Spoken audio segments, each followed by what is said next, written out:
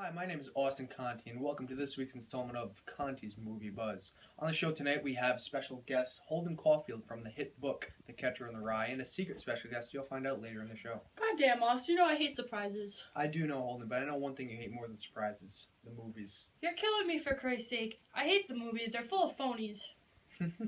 On that note, how do you feel about the new film, The Great Gatsby? I just told you how I feel about the movies. The books are always better.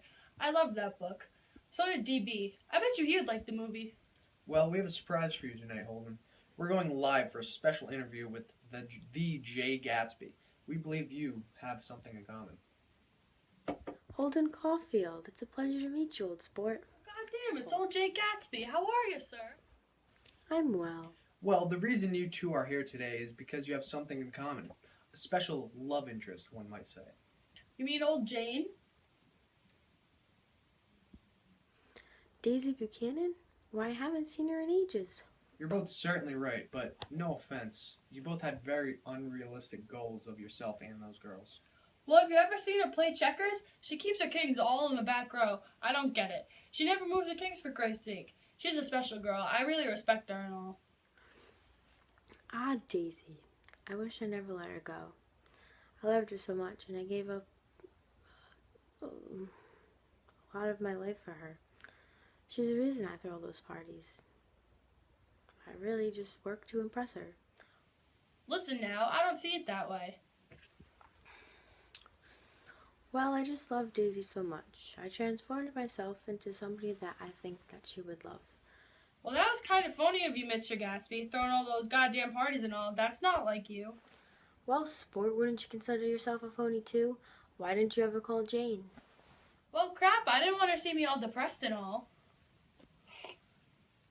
On that note, Holden, tell us why you plunged so deeply into depression. Well, not for Jane, for Christ's sake. I've never been the same since Allie. He's dead now.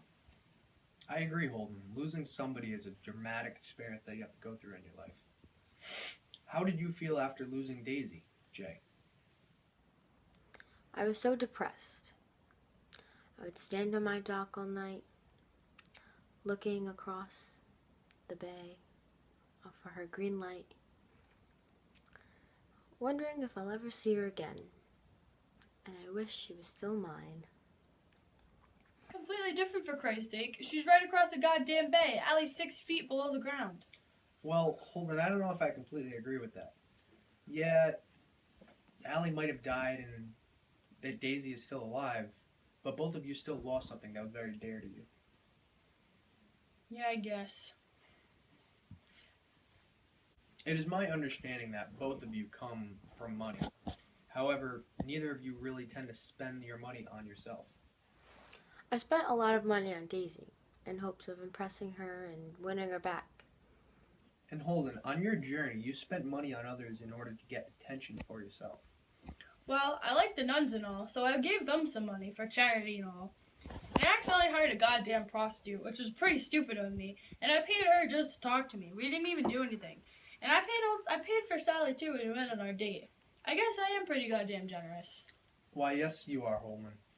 I bet you found you had a lot more in common with Gatsby than you previously thought. Well, yeah, crap, I did. From this conversation, we have a lot in common. It was really nice talking to you and all, Mr. Gatsby. Thanks for listening to me. My pleasure, old sport. I gotta get going now. See you around. Well, folks, that's all the time that we have for today. Join us next week when we compare The Hunger Games and Katniss Everdeen to Romeo and Juliet. Goddamn Romeo and Juliet. What a bunch of stupid phonies.